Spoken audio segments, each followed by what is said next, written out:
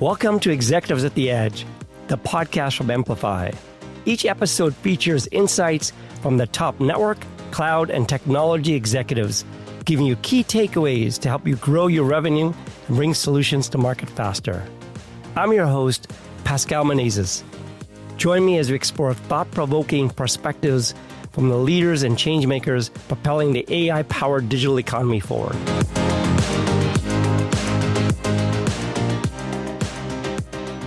Well, I'm so excited to have Romit Ghose.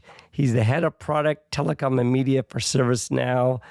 And today we're going to cover a fascinating topic on AI, Agentic AI, how it pertains to all of the automation inside telecom operators. And it's such a fascinating topic. I think you're going to be really excited. So with that, I'd like to introduce Romit. And Romit, for our listeners, can you talk a little bit about yourself and ServiceNow? That would be appreciated.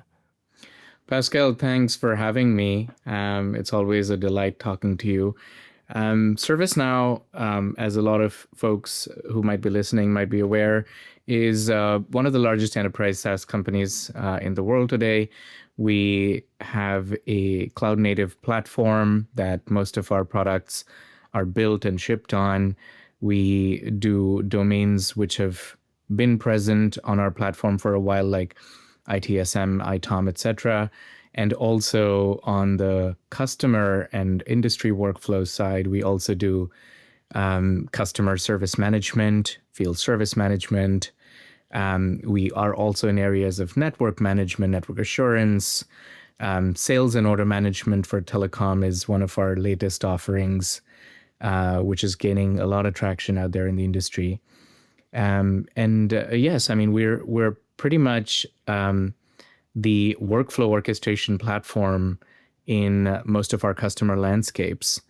We've, of course, grown phenomenally over the last decade, and it's been a fun ride so far. Yeah, and I think what's really important is that you came, I mean, ServiceNow has really been on fire. I mean, I think ServiceNow entered through the IT space of the enterprise originally, right? Trouble ticketing and ITSM, and then service management. And now you've moved all of those assets to telecom, telco environments to make their environments also doing a lot of the automation aspects. And I think automation, you cover a huge amount, not only trouble ticketing and all that, but now you've gone into product order and you got inventory management, and now you're moving into whole of the pricing and quoting. Can you articulate a little bit more about that whole life cycle? Absolutely. So fundamentally, when ServiceNow started off as a company, our then founder, Fred Luddy, basically built out a really flexible, modular platform with its low-code, no-code capabilities around modeling workflows. And at that time, it was the ITSM stack or the ITSM pieces of functionality that he was most familiar with, because he came from that background. Now, having said that, although ITSM and ITOM launched as some of the first few capabilities on the ServiceNow platform, what eventually happened was that the platform continued to be the crowning jewel of everything at ServiceNow. And we found that our customers were extending the platform, adding new capabilities, using us for capabilities that did not necessarily ship directly from the product out of the box. And one such area was, particularly in the telecom industry, we found our customers using us and stretching our functionality towards from back office trouble ticketing to even front office customer care. We found ourselves being used in service tickets and case management. We found our customers using us in order management. Service order management, as you would recall, back in the day has, and even now in many circumstances, is a complex orchestration flow that, is always prone to fallout and jeopardy, and tends to be a complex and sticky topic in many order fulfillment journeys. So at that time, we essentially found room for us to help our customers use the platform in different ways. And that's where our customer service management capabilities were born out of the box. We essentially launched telecom service management for combining back office network tickets with front office customer care and frontline case agent handling. We also included service order management, was our first foray into order management back in 2020, where several of our customers essentially expanded the use of ServiceNow into managing service orders once they would take the intake from their comm layers. And over time, we have found that once you've mastered service order management, it really becomes easy to what is called as move left. So over time, we've handled the complex, which is the back office tickets. We've handled work orchestration in the back office and middle office. And it became really straightforward for us to add the front office functions. And that's what we've done over the last 4 or 5 years. And customers are really enjoying the fact that they're able to combine the power of back office and front office operations all on the same stack. So the synergies of data, the synergies of processes are all there without clunky integrations between two systems. So we're almost like bridging this world of BSS and OSS in a never seen before way. Yeah, no, very brilliant and very impressive. And I think what I also have been seeing is now all of this automation is moving to AI, agents, and MCP, the model context protocol, and A2A, agent-to-agent communications.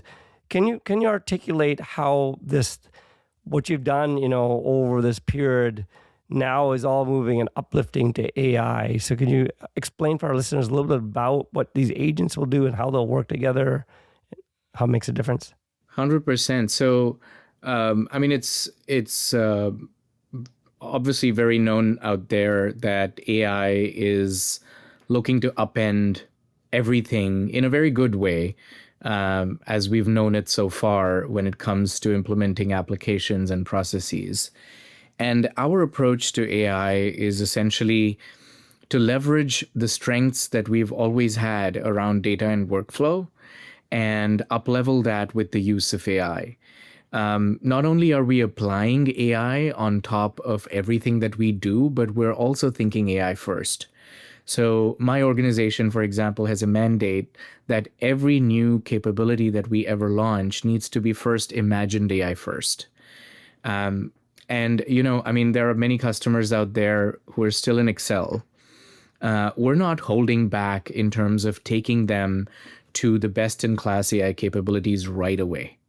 Right? So there might be customers who are already using classic ML. For them, it's a step change, but there are customers out there for whom it's a sea change, and we're not being coy about taking them directly into the future. So what's happening over time is also we're recognizing and realizing that we're not going to be alone in this space, right? There are going to be other players. There are going to be other systems and landscapes that we'll be integrating into. We may be the central orchestrator of work. We might be the AI agent orchestrator that essentially front ends all of these problems to solve, but then we might have to reach into the wider ecosystem in order to complete the picture. So we've readied our platform for that. The AI Agent Studio inside of ServiceNow stack is able and ready to invoke capabilities in an MCP protocol. We have already implemented a bunch of A2A examples and shipped them out of the box. We have partners out there who are working with us in that capacity. We recently, for example, launched a use case on the wireless side around wireless monitoring. Wireless monitoring is not something we do out of the box in our stack. So there are partners out there who expose their AI agents.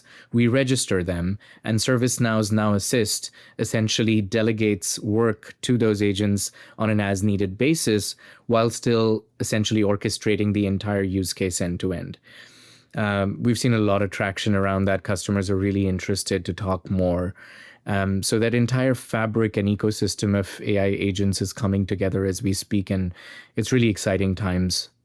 But I think today you have your agents, but other agents have to talk to other systems, and including that, I think the ecosystem will move to agentic realm, I think there'll be tons of agents doing specific things. They'll work in swarms to accomplish things. By the way, for our listeners, agents have the ability to reason on their own. They're autonomous. It's quite fascinating. They're literally like they kind of simulate, replicate processes, workflows of a human being, but they do it through being autonomous as an agent, an AI agent. It's fascinating. But what I think the biggest question I have to you is that how do you get these things to have guardrails and trust and identity and knowing, and then, what can they do and policies and fingerprints to make sure when they're going off that they're not off. And so do you have any thoughts on that? Yeah, that's an amazing question you're asking, because as we're working with our customers really closely to help them through their journey of adopting AI at scale, these are questions that come up every day.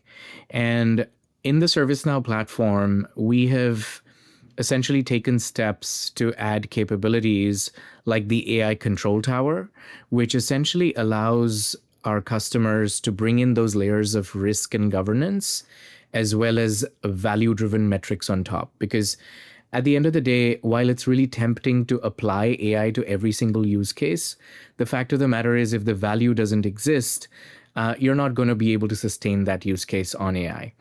So the AI Control Tower is a construct that essentially looks at the risk, governance, value, as well as operationalization of AI agents as a whole. So in ServiceNow, we've always had the construct of the CMDB, which essentially is like a data store of, back in the day, applications. In the new world, it's a data store of AI agents. It's able to discover AI agents and then manage essentially their life cycle and journey through development, through staging and test, and through production, and then also manage their value metrics. So think confusion matrices, which would apply, false positives, false negatives, and calculate the actual accuracy and ROI on that agent. It would also apply layers of risk and governance as your company's policy may or may not apply. I think this is also where standards such as yourselves at Amplify really, really shine, because I think the industry is ripe for applying industry relevant standards across for risk and governance. And as agents talk to each other, we not only want to manage from an audit trail perspective, capturing that footprint, but we want to get a leg up on that. We want to make sure that as these agents even start engaging, they're doing so on a common data standard, a common process standard. That makes it so much easier for these agents to come on board at scale and then start talking from an A to A perspective. Yeah, and I think what's really interesting is that the agents also have to not only be fully autonomous, sometimes they have to go to a human being. So there is sometimes a point of view where they run to our workflow and there's a human being has to now say, yes, go ahead, approve. Do you have that in your framework? We do. So the AI Agent Studio, as we have in the ServiceNow platform as it stands today, is able to support fully autonomous as well as human in the loop processes. So this is also where we've built on the strengths that we've always had around orchestrating work within the enterprise with our workflow capabilities. So what has happened is that we've used similar constructs to make the AI agent orchestration flow really modular. Whenever needed, a human can step in for an extra layer of validation. So it's a human in the loop, human assisted process. Whenever needed, we can raise the right flags as notifications. So it depends on the level of interaction you need. We've also gone ahead and made a lot of deterministic processes, which you might have already codified on the ServiceNow platform. So these deterministic processes are called sub-workflows, which can be invoked at any given point in time by the orchestrator agent to delegate work to. Because there might be some legal workflows where you do not want a probabilistic outcome that you are not certain of. You might want to enforce a deterministic outcome. So you really want a framework where the AI agent orchestrator has access not only to deterministic workflows that you've already codified in the system, to humans in the loop where you can actually delegate off work for approvals and reviews to humans before the next step is taken, or to call out tools through the MCP protocol or the A2A protocols. It entirely depends on the use case, and our platform has been crafted in a way to be ready and flexible for multiple different formats of invocations. And what we've been doing in Amplify is really giving these agents context and ontology and all that. So we have this thing called payloads in our APIs, and won't get into the details of it. But let's say these payloads are really describing a service, carrier Ethernet service, a SASE service. It could be any of these services. It could be a GPU service. These payloads are meant for describing in what we call JSON or YAML, a language that these agents can understand some of these constructs and context. But we're also adding resources so that in these schemas, there's resources of pointing to standards and pointing to guides. And so the agents can literally look at the schema and go, oh, I want to understand more context. Let me go look at the actual standard and the guide and whatever. Now, I was wondering, how do you see these payloads working with agents? I mean, do the agents now take these payloads and understand the service definitions? So let's walk through an actual use case. A customer prompts into your system and says, I want to order certain services, these geographical addresses, these are the services I need, give me a price, just for example. So does the agents now go out and they swarm together and do all of that? Can you help me with that? And how do they use our payload? Oh, 100%. That the use case that you just described is right up our alley. And there are two formats in which this can play out. One, I think the AI agents that ship from ServiceNow to essentially, what we don't ship is individual AI agents. We ship an entire use case, right?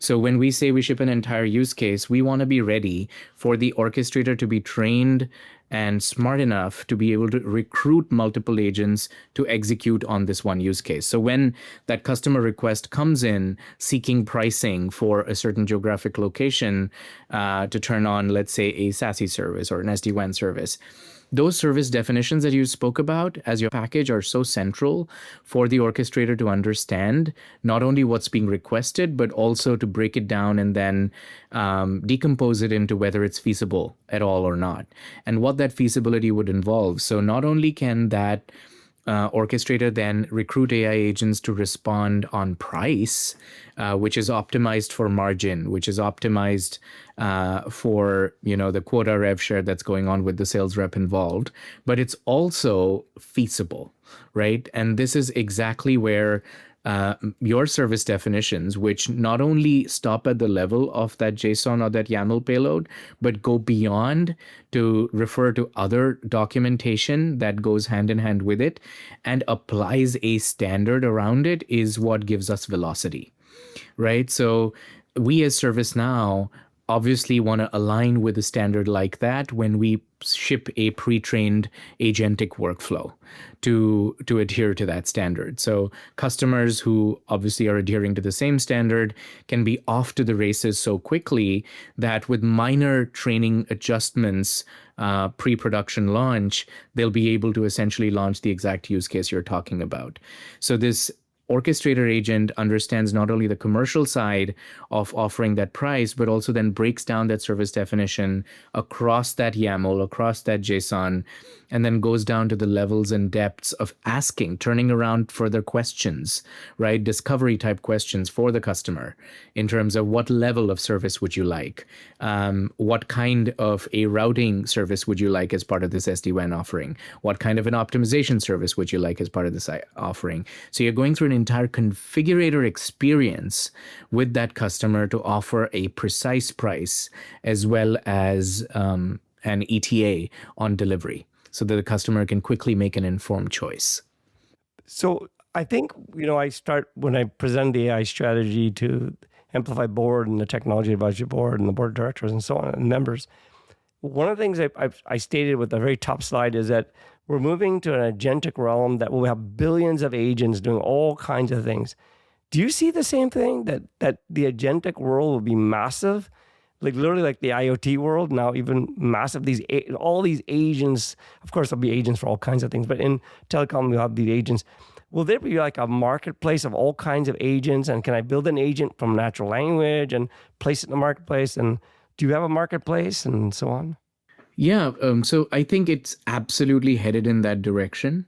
I feel like there is an Indeed and LinkedIn for human resources, there will likely be a similar kind of network for agents that will emerge, with each agent then having its specialty waiting to be recruited for a use case to be accomplished. That's definitely a world that I see out there, not too far out.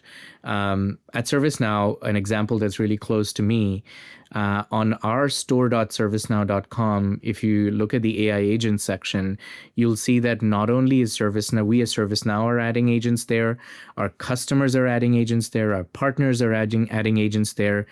And it's becoming a entire ecosystem that discoverability becomes really important. So not only I think it's not only a game of finding the right agent, but ensuring that it adheres to a certain standard before you hire it, right? So much like universities are handing out diplomas that signal a certain level of competence and standardization in terms of knowledge and skill, we find that standards bodies have a strong role to play in terms of certifying agents, in terms of indicating that this agent comes pre-trained, understanding an industry standard and protocol, which essentially puts the customer at ease as they swim through this ocean of agents to pick from. That's actually a great idea. I mean, we have that life cycle that we've created for a decade of we call life cycle service orchestration, which starts from an address to quote or ordering to provisioning to testing the service to managing the service, the performance fault, trouble ticketing, billing, settlement. That whole life cycle, we could actually say, hey, we will now validate agents that participate in that life cycle, and we'll certify them to doing the right things. That's a great idea. I'll take that back. Thanks for that idea. That's awesome.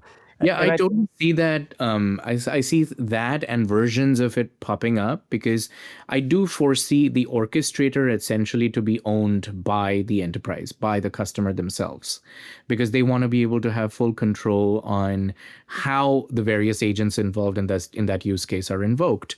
But if there is a standard approach on certifying agents themselves, the agents that will be invoked to fulfill that use case, indicating which use case it'll fulfill, I think that takes the operationalization light years ahead.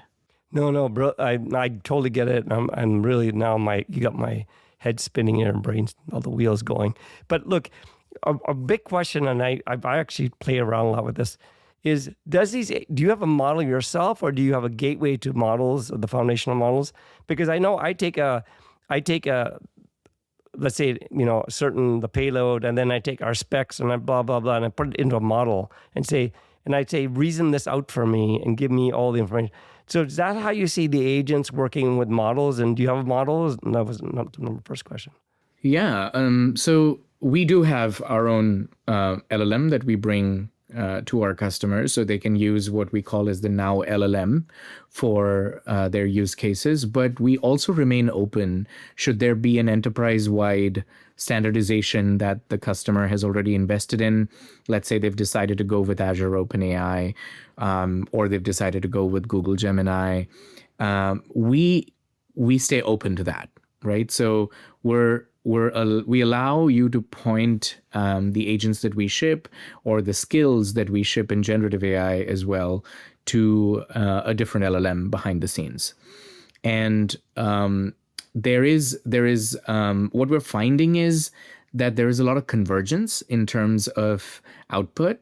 There are still variances, there are still differences, and to account for that, what we do is we publicly release, as part of our responsible and trustworthy AI charter, we release what we call as model cards. So for every AI use case that we ship, if our Now LLM, for example, has been trained off of a general purpose available LLM, we make that very transparent and clear, because with that also the benefits and the risks are inherited, right? So we want our customers to make a really informed choice on what they're signing up for.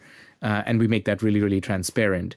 In several other cases, customers have already gone through that exercise, right? They don't want to have to be in a place where they're sitting down and doing that due diligence all over again, and they've really honed in on a LLM as a strategy for either one of their business units or across the enterprise, and we're here to support that as well.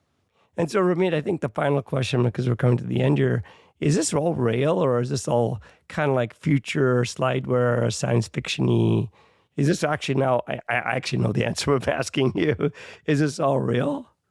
I think that's a question that I've been asked many times, and I'm in a fortunate place to say that I'm in the middle of implementations and go lives, which are actually making this incredibly real. Just yesterday, one of our large customers in North America went live with one of our AI agents, reporting 33% reduction in mean time to resolution for their complex cases that end up with their exec escalation teams. These are huge numbers. I mean, they have ramifications. I mean, meantime to if you've seen case management systems back in the day, even 1 or 2% reduction in mean time to resolution meant the world to that organization. Having deployed AI and seeing 33% reduction is unprecedented. So the value is absolutely there. The key, though, to watch out for is the use cases you're picking it for, right? So the next frontier, for example, is, I know that A2A and MCP get a lot of attention with agents talking to each other, but it's equally important to focus on the data layer and the workflow layer. So our next, some of our next POCs, as well as production pilots that are about to go live, focus on a lot of zero copy data exchange for inferencing. Right. So, for example, in ServiceNow, we have a customer service system. We don't have a CCaaS platform of our own. We partner, right? But that chat data, that call transcript information, the sentiment from the customer's voice is really key for us to then combine with ServiceNow data and produce insights in that customer 360 that our users are using. And in order to do that, you no longer have to haul data over into ServiceNow, right? There are zero copy connectors that we're shipping, that our partners are shipping, which make that data accessible in real time for the life of that session, not only to show it on a UI, but also to make it available for AI inferencing. Right. So there is so much of data fabric movement. There's a process unification going on. And a lot of new standards will emerge out of these processes, but it's absolutely real. It's happening. It's happening today. As we go into January and February, you'll see us report some tremendous numbers that I already have visibility into. So very, very real and moving very fast. So incredible innovations. AI is moving lightning speeds. One final question. I'm going to go a little bit over. Many people think about, will AI take my job? Do you see, could you have a final comment on that? Well, I mean, that's a loaded question with deep ramifications, not only within this industry, but overall. I think the way things are moving, the direction in which things are moving as of now, no one has a crystal ball, but if I were to project, I see humans doing more complex tasks which hadn't been handled before. I think human time will be freed up to solve the kind of problems, to approach the kind of frontiers, even in use cases as banal as customer service. I think there are opportunities for us to completely relook how humans play in the entire mix now that this additional time is available. Now, having said that, the skill set that humans bring to the table, the demands on that will absolutely change, and we're seeing that already. I think a lot of work will become more critical reasoning, critical thinking, problem solving type work. The higher order thinking or the higher order human type of thinking will become a key skill set for all humans to embody, to participate on this journey, because the banal work is going to go away from their purview, and humans will essentially start utilizing their abilities in a way that was not necessarily obvious to us in the workplace.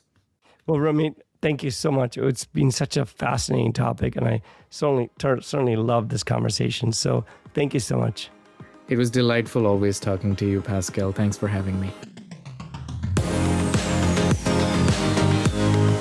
Thank you for listening to Executives at the Edge, brought to you by Amplify. Be sure to follow, share, and leave a review.